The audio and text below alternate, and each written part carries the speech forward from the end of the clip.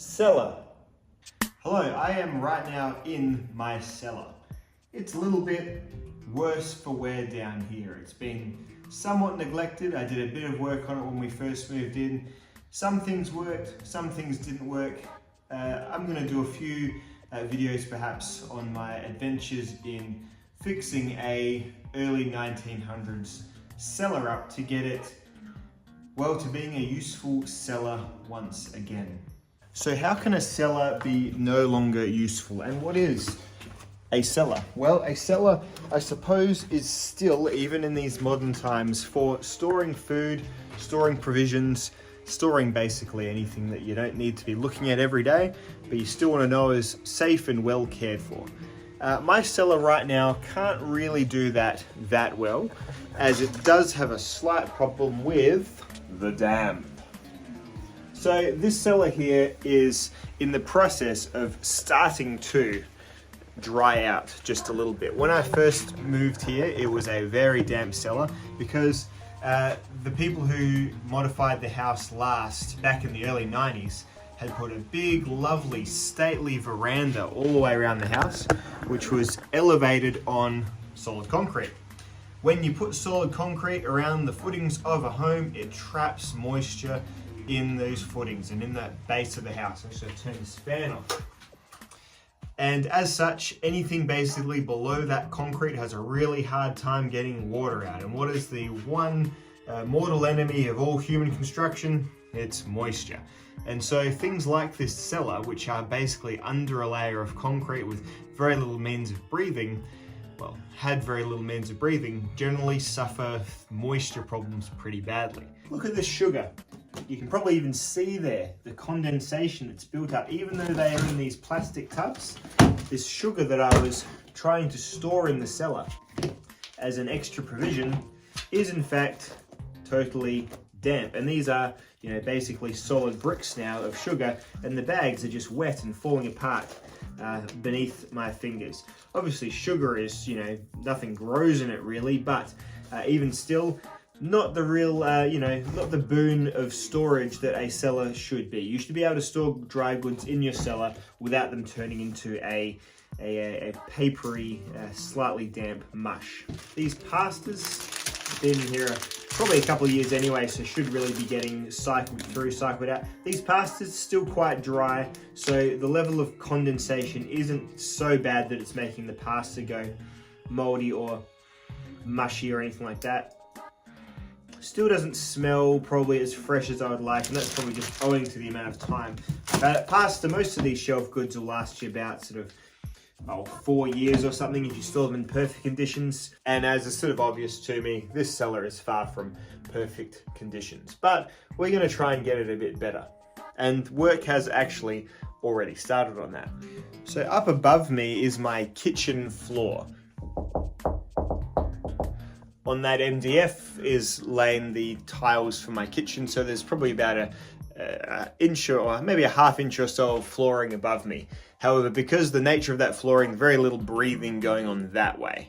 Until very recently, the only ventilation under my entire house was this one vent here, which, if you remember a video a few years ago, I put a whirlybird system pulling, well, what I thought would be pulling air up and out of the cellar, which didn't really work. It wasn't as strong as it needed to be, so it didn't really make much of a difference over the long term of the cellar.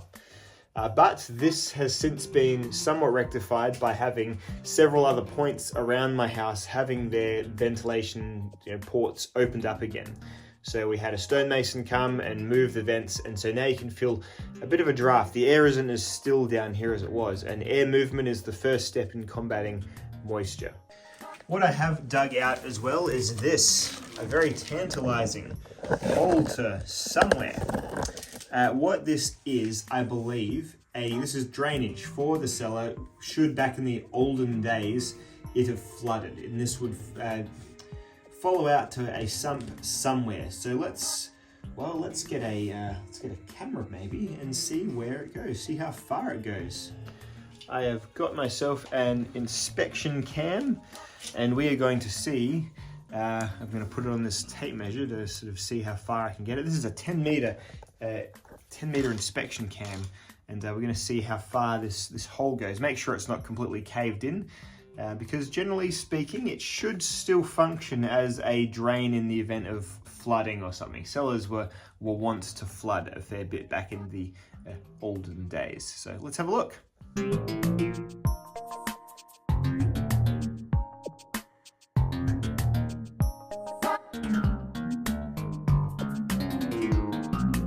A little bit tricky, but as far as I can tell, it is just about a 5 to 10 meter stretch of pretty much intact terracotta piping that I believe I've located the other end of back behind my guest room shed. So it goes a fair way into what's called a sump, which is like a way for water to sort of sit and gradually get absorbed into the water table or get pumped out of if need be. So given that the sump on the other end is empty, this could actually be a port for lower air to come in, which is actually pretty important. So what a cellar really needs to be healthy is it needs an airflow coming in from a lower angle and then going out from a higher angle. So I've got my higher angle sorted here, and I've got some other higher angles sorted, where are we? So up there is a pipe there that sort of goes to under the rest of the house. And then if I come around here, it doesn't look like much, but, so that's my living room there. Under here, there is obviously space for air to be getting through.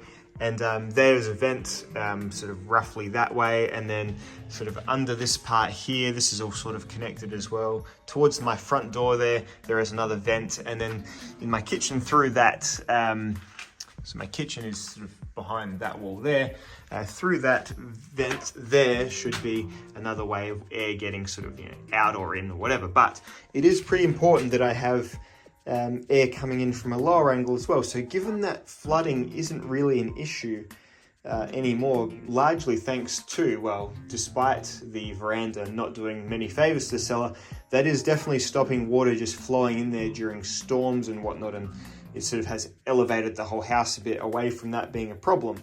So I can probably affix maybe a tiny little extractor fan pumping out air, maybe even attached to the front of this, sucking new air, blasting it into the cellar this way. That may help. But first, it's definitely time to get the old shop vac out and give this place just a little bit of a clean up. Throw out some food with the labels that have probably just been sitting there for too long, where the labels are worn off due to that condensation. I've got lots of cleaning products which can obviously stay just where they are. And the food here in these drums here, these are like properly sealed down drums, and they're just like lollies and stuff that I'm not worried about at all. But there is a lot of stuff here that I do just need to throw out. And so I'm gonna do that, have a bit of a spruce up here in the cellar first before I do much else.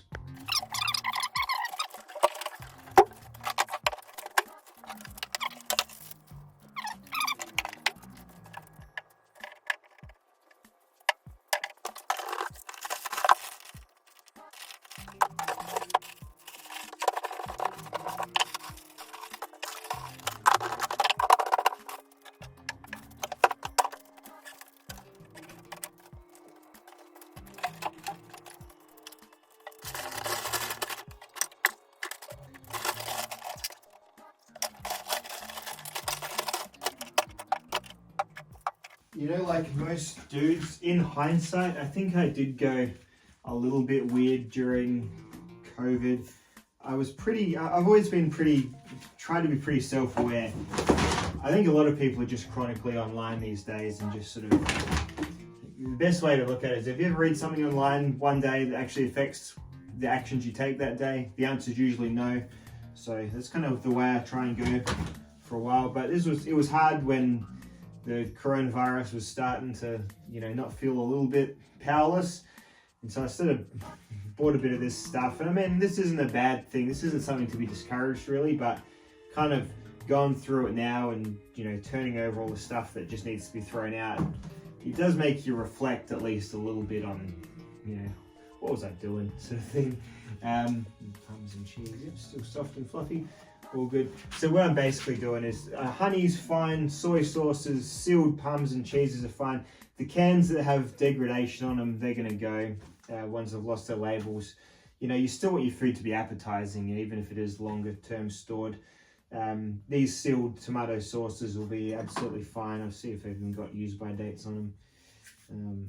Feb 23, I mean, you know what? I should just get rid of it. It's a few dollars really worth of canned stuff. And I'll probably just either restart it or maybe just store things that aren't, you know, perishable at all down here. Things like, you know, extra cleaning products and stuff like that. Maybe, you know, or things like honey and things that are legitimately timeless. Because, yeah, it's just, you know, I know some food is better than no food. But I think this stuff, frankly, is probably better being given to the chickens for them to turn into eggs for me to eat now. So that's kind of what I'm thinking is the best way of spending my time at the moment. Because yeah, it's a bit of an odd feeling, reflecting on yourself, you know, and reflecting on. It's a little bit of self cringe, you know, reflecting on what was going on back in the day. That being said, I like that I have a cellar and I like that I've got storage capabilities. It was just a crazy time, you know, just a silly old time. And in fact, I was a bit late to the storing things game. I mean, lots of guys were doing this for, you know, before coronavirus. And the funny thing is, it's actually the people that weren't bothered by coronavirus at all. Like, it was that certain type of guy. It was the weirdest thing. The old prepper crowd were likely to be the ones that weren't going out wearing masks. And I mean, I know personally, loads of them fucking died because they got the coronavirus and died of like coronavirus. And it's like, this was the thing that you guys were preparing for. It's the weirdest time. It feels like it's very much over now. I know that it's still getting around, but it's weird, just bizarre time to think of. So anyway, I wonder if you can talk about it now without getting shouted down in comments. It's funny. But yeah, anyway, just to can't help but have a few reflections when I look through my stores that I never needed, and now they're too far gone to really do much with, apart from A-grade chicken feed, I suppose. Alrighty, so again, a little bit embarrassing, but hey, better to have it and not need it, maybe? I don't know. My solace is that this is still going to be turned into energy in the form of chicken eggs. They'll eat very handsomely for a couple of days, that's for sure. Because yeah, really, it wasn't doing any good sitting down here. And just back to the real sort of timeless stuff now, which is probably what I should have been storing down here to begin with. But as I said, it was a strange time. Alrighty, so while I prepare this giant cursed bolognese for my chickens that has about every carb ever in it, so let's have a think about maybe storing food in general. I think ideally every household would have their like calorie needs met in shelf stable foods for like 3 months, and I think that should be something that like government should encourage, just so they've got a resilient population in case, I don't know. Lately it seems like just like we just had a bunch of thunderstorms come through like our capital city last night, and it floods the place, and stuff like that. It's good to have, just in case you just can't get to the shops or can't go to the shops for a while. It's good to not be like literally going to the shops day to day and just getting that day of food. So I reckon 3 months is ideal, but I think if you can aim to have like a month of food in your pantry or in your house somewhere stored is probably a pretty good idea. But I guess you just got to make sure it's food you're realistically gonna want to eat as well. I don't know what I was thinking, all these beans and who knows. Hey, I'm not so proud that I can't be a bit self-effacing and say that not every decision I make is the best one.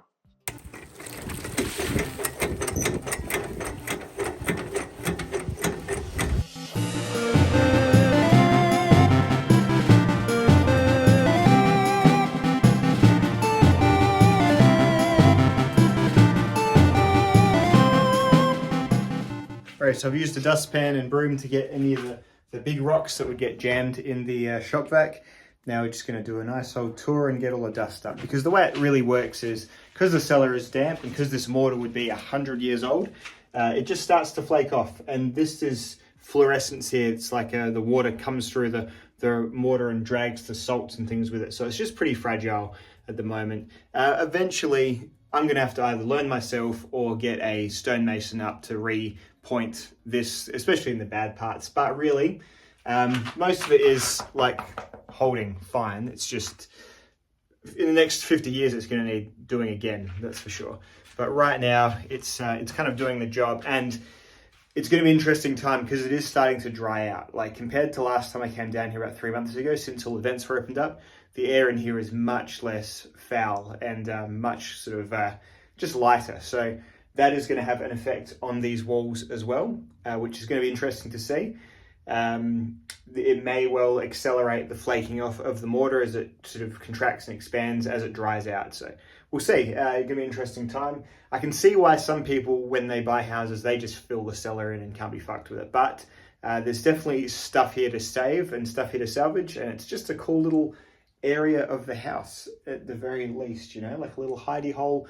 Geez, you know, like bushfire burn over, maybe the cellar's where you want to go. I don't know, like just nice to have a little hidey nook in your house. It's just, I always see it as a selling point, but I can definitely empathize with people who think, hey, look, it's old bricky. I had lost track of time. I am disappointed you haven't died. I was going to scare the new owner. Still the same. I definitely empathize with people who are, just can't be bothered with it all and just see it as a liability. So what do you reckon? If you're an actual stonemason or someone, I'd be interested to hear. It's really hard to get a straight answer about a matter like this because it's all very specific as well. You know, there's lots of nuance to it, and someone would actually need to come and inspect it. I know lots of these salts sort of damage damp on the wall. It doesn't look great, but then again, I could have been 10 years away and probably moved in 10 years later and it probably would have looked about the same as well. So it's just kind of hard to gauge. All I can do is my best. So yeah, cleaning up most of the shelving, most of the flooring, and it's definitely in a nicer state, and definitely time to start looking into longer term fixes. Could not exaggerate how much I love a good shop vac, I tell you what. So cleaned up all the shelves. What food's remaining? Well, not a great deal. So just the condiments and things, the oils, cooking oil is always good to have. Lots of honey, stuff that's just rock solid, long store shelf stuff. Cleaning products, obviously, motor oils, vinegars, things like that. Plastic bags, medical, that sort of thing, sanitizers. In these drums over here, I've got some, like, these are properly sealed, so the rice is still dry as a bone in the bottom. So there'd be like there'd be 10,000 calories of food in there, talking like a real prepper. How many calories in my story? I guess the booze will stay. I don't drink anymore at all, but I mean, I guess it's, you know, not worth throwing it out. There used to be a bit more, and when I used to drink, I'd take one up every now and then. So it was just stupid. It was a stupid thing to hoard all these spirits. You're like, oh, we can do one day. It's like, no, I just drank them. So anyway, so I don't do that anymore. And so pretty slim pickings at the moment. And I'm just going to be much more considerate about what I store and how I store them. The barrels have worked really well. So probably just more of those if I'm going to store more kind of family food. And in these shelves, I think it's just going to be more utility stuff, your oils and salts and things that just can't go bad. And that mice and rats and stuff don't want to get into either. The worst thing I did down here was a couple of years ago, I put my potatoes down here, like complete just moron moment. Put my potatoes down here to cure with a fan going on them. Didn't even think to put them in like fine mesh. So I come down here a month later and they just hollowed out and there are mice just fucking running everywhere like. So that took me a while to get back from that. That was just dumb. So fine mesh for curing potatoes. So anyway, that's probably where I'll stop for today. I've got, a bit to work on still. I'm going to go grab a little extraction fan for that little port down there, under that table there. Maybe have it so that sucks air from outside along that long tube thing. And then, maybe that's, going to shore up the airflow in here even better. So that's the cellar for now. Just thought I'd bring you along with me while I did the work. So hope you've enjoyed, and I'll see you all in the next film. Goodbye.